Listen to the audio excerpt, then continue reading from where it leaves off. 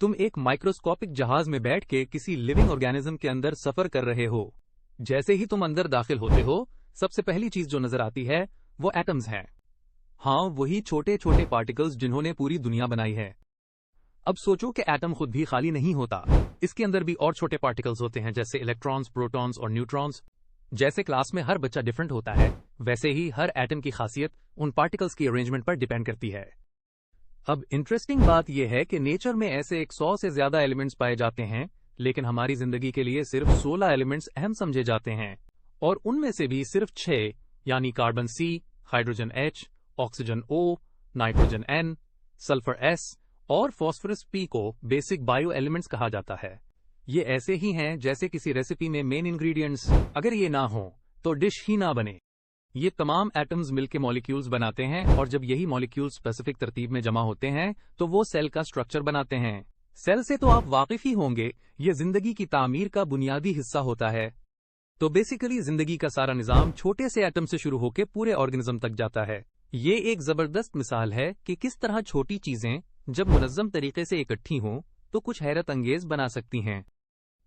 जिंदगी के इन छोटे लेवल्स को समझना ऐसे ही है जैसे लेगो ब्लॉक्स को जोड़ के एक पूरा घर बनाना। जितना हम छोटे पार्ट्स को समझेंगे उतना आसान होगा बड़ी पिक्चर को ग्रास्प करना।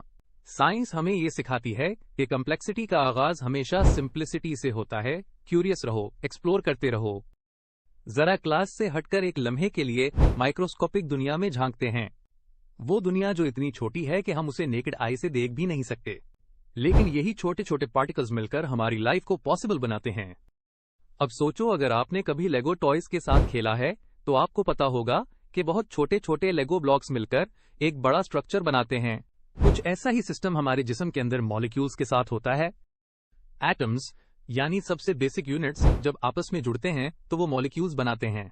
अब ये मॉलिक्यूल्स सिर्फ रैंडम चीजें नहीं होती, ये स्पेशली बायोलॉजिकल दुनिया की बात हो रही है तो हम उन्हें बायोमॉलिक्यूल्स कहते हैं। अब बायोमॉलिक्यूल्स दो किस्म के होते हैं, माइक्रोमॉलिक्यूल्स और मैक्रोमॉलिक्यूल्स। माइक्रोमॉलिक्यूल्स छोटे होते हैं, जैसे ग्लूकोज, अमीनो एसिड्स और फैटी एसिड्स। फिर आते हैं मैक्रोमॉलिक्यूल्स जो बड़े होते हैं, जैसे कार्बोहाइड्रेट्स, प्रोटीन्स और लिपिड्स। और मजे की बात यह है कि ये मैक्रोमॉलिक्यूल्स बनते हैं उन्हीं छोटे माइक्रोमॉलिक्यूल से। जैसे कई ग्लूकोज यूनिट्स मिलकर स्टार्च बनाते हैं, या कई अमीनो एसिड्स मिलकर एक प्रोटीन बनाते हैं। ये प्रोसेस वैसा ही है जैसे आप एक रेसिपी फॉलो करते हो, शुगर, फ्लावर और एग्स मिक्स करके केक बनाते हो। हर इंग्रेडिएंट माइक्रो लेवल का होता है, मगर इकट्ठा करके मैक्रो लेवल की चीज बनती है। तो बेसिकली मोलेकुलर लेवल वो फाउंडेशन है जहां से जिंदगी शुरू होती है। जितना आप तफसील में जाएंगे इतना ही हैरान कुन स्ट्रक्चर नजर आएगा। ऐसा महसूस होता है जैसे कुदरत ने बायोलॉजी की किसी लैब में बहुत सोच समझकर ये डिजाइन बनाए हों। सोचने की बात यह है कि जब इतने छोटे मॉलिक्यूल्स इतनी पेचीदा और फंक्शनल चीजें बना सकते हैं तो हम इंसानों में कितना जबरदस्त पोटेंशियल मौजूद है। इसलिए कुछ नया सीखते रहना और चीजों को माइक्रोस्कोपिक अंदाज से देखना कभी ना छोड़ें। फर्ज करें आप किसी जू गए हैं, एक तरफ शेर दौड़ रहा है, दूसरी तरफ जेब्रा मजे से घास चर रहा है। अब जरा गौर करें, हम सिर्फ शेर या जेब्रा को नहीं देख रहे, बल्कि पूरी जिंदगी के मुख्तलिफ लेवल्स ऑफ ऑर्गेनाइजेशन को एक साथ ऑब्जर्व कर रहे होते हैं। सबसे बेसिक चीज होती है एटम। जब दो ऑक्सीजन एटम्स मिलते हैं तो मॉलिक्यूल बन जाता है, जैसे O2 यानी ऑक्सीजन गैस। फिर मॉलिक्यूल्स मिलकर मैक्रोमॉलिक्यूल्स बनाते हैं, जैसे फॉस्फोलिपिड्स जो हर लिविंग सेल की मेम्ब्रेन में होते हैं। अब ये मैक्रोमॉलिक्यूल्स मिलकर प्रोटोप्लाज्म बनाते हैं, एक जेली जैसा फ्लूइड जिसमें जिंदगी के तमाम केमिकल रिएक्शंस होते हैं। जब ये प्रोटोप्लाज्म एक यूनिट की शक्ल में काम करता है तो इसे सेल कहते हैं। सेल ही जिंदगी का सबसे बुनियादी यूनिट है, जैसे क्लेरा सेल जो हमारे लंग्स में होता है। जब एक जैसे सेल्स ग्रुप बनाकर काम करते हैं तो उसे टिश्यू कहा जाता है, मसलन एपिथेलियल टिश्यू जो जिस्म के अंदरूनी और बैरूनी हिस्सों को कवर करता है। अब टिश्यूज मिलकर ऑर्गन्स बनाते हैं, जैसे लंग्स। और जब कई ऑर्गन्स मिलकर कोऑर्डिनेटेड तरीके से काम करते हैं, जैसे लंग्स, नोज, विंड पाइप, तो ऑर्गन सिस्टम बनता है, जैसे रेस्पिरेटरी सिस्टम। जब कई ऑर्गन सिस्टम्स मिलकर एक कंप्लीट बॉडी बनाएं तो वो होता है ऑर्गेनिज्म। मगर बात यहां खत्म नहीं होती। कई लायंस मिलकर एक पॉपुलेशन बनाते हैं जिसे हम प्राइड ऑफ लायंस कहते हैं। अब अगर इस प्राइड के साथ जेब्रा की पॉपुलेशन भी इसी हैबिटेट में हो तो ये बन गया कम्युनिटी, यानी मुख्तलिफ स्पीशीज का साथ रहना। फिर अगर हम इन्वायरमेंट को भी ऐड करें, जैसे दरख्त, पानी, मिट्टी, सनलाइट, तो वो बन जाता है इकोसिस्टम, यानी लिविंग और नॉन लिविंग चीजों का इंटरैक्शन।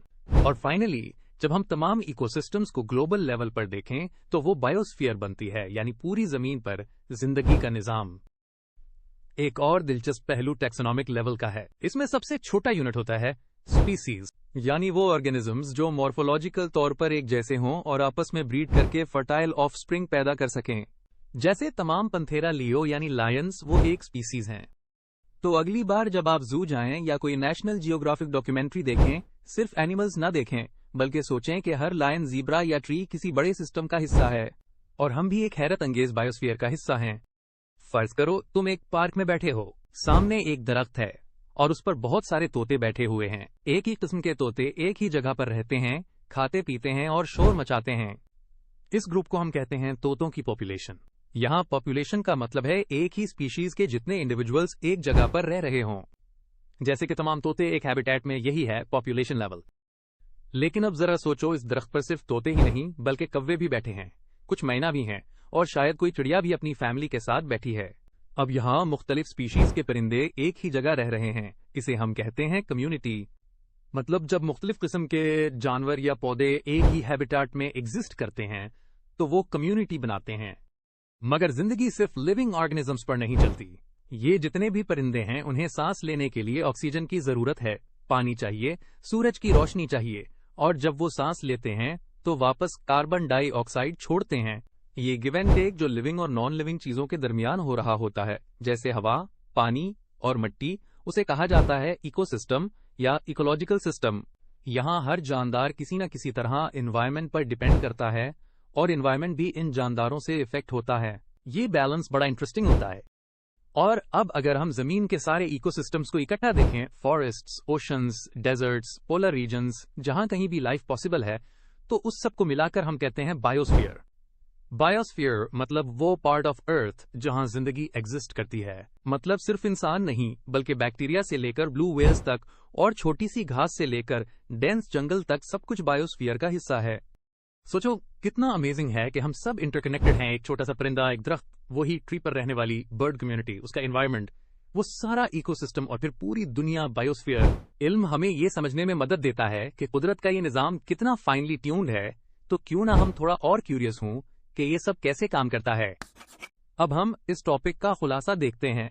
जिंदगी की तंजीम के तमाम लेवल्स एक केमिकल बुनियाद पर मबनी होते हैं। सब जानदार सेल्स पर मुश्तमिल होते हैं और हर सेल का प्रोटोप्लाज्म जिंदगी की फिजिकल और केमिकल बुनियाद कहलाता है।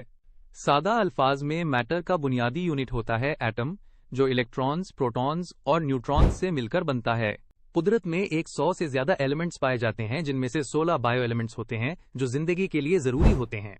इनमें से सबसे अहम 6 एलिमेंट्स हैं carbon, hydrogen, oxygen, nitrogen, sulphur और फास्फोरस।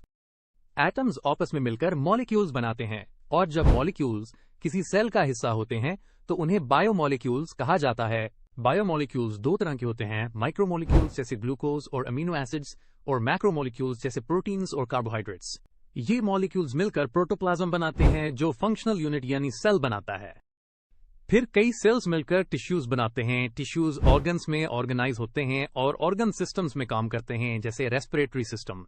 आखिरकार ये सब मिलकर एक मुकम्मल मल्टीसेल्युलर ऑर्गेनिज्म तश्कील देते हैं।